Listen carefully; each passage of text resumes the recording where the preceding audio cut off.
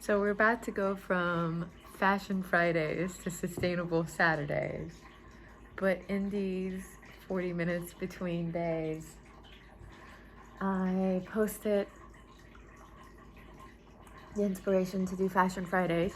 I already got a couple of responses. I'm down to show you guys how to do projects. It'll be fun. Basic sewing skills I think are necessary for everyone, and they're fun to do. And if I can teach you how to use what you have in your closet to make your own fabulous outfits and not throw them out and buy more fast fashion, I will do that for you all day long for free, as long as you like. But I also got, I usually never ever share any information about my clients because some of them are public figures, some of them are not, but whatever privacy issues, I never ever kind of talk about the commissions I do. If you notice, I've never posted, oh, I'm making this for this person, look at how awesome it is, on Instagram, on Facebook, or anything. I don't do that. When I make something for someone, it's just for them. But I got a commission to do an apron for a friend who's a chef and amazing, and I thought it might be fun to go pick the sustainable fabrics that he wants and make the apron for him. And since today, before the Zoom, I spent most of the time cooking, and right before I was enjoying food, and right afterwards I went back to the culinary arts, I was thinking the first project can be an apron. And I can make him an apron, and I can document the process for you, and next Friday we can sit down and sew an apron together. And that's some cross-pollination. Everybody needs an apron, whether you're cooking or cleaning or sewing. I think something cute with pockets would help everyone in everything they do in and outside of their home. So I'm gonna continue Fashion Friday in here, working on Wednesday colors, but this entire thing I'm so excited about. I literally think I've invented a new poofy material. You can get the look. You don't even need the horsehair.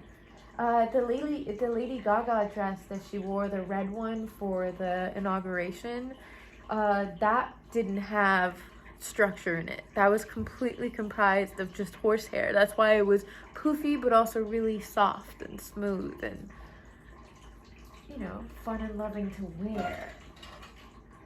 So there is that, but I figured out a way of making it with even less horsehair, and I kind of love the idea of wearing these big poofy outfits that feel like a dream.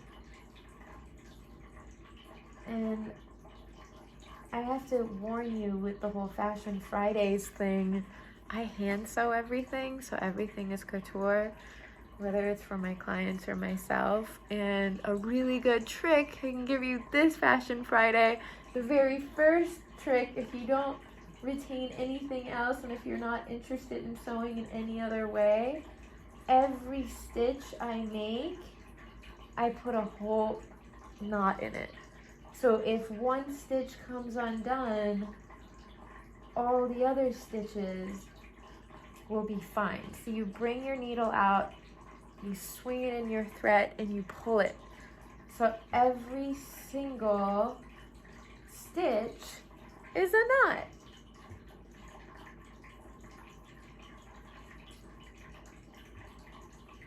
And I do recommend pinning. Sometimes I work without pinning, but it ends up better if you pin. I recommend pinning.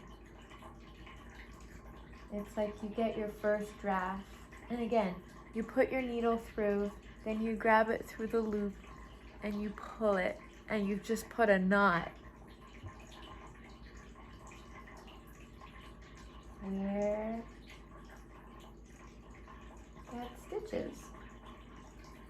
I do have industrial sewing machines and overlock machines, and they do exist, but I don't know what it is. Like, something about a hand-stitched awesome sauce just looks better to me.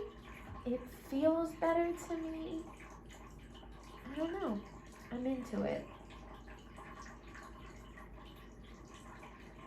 But see, this was white on white. I'm about to go on white on blue, so I may actually try a thing where I use blue and white thread.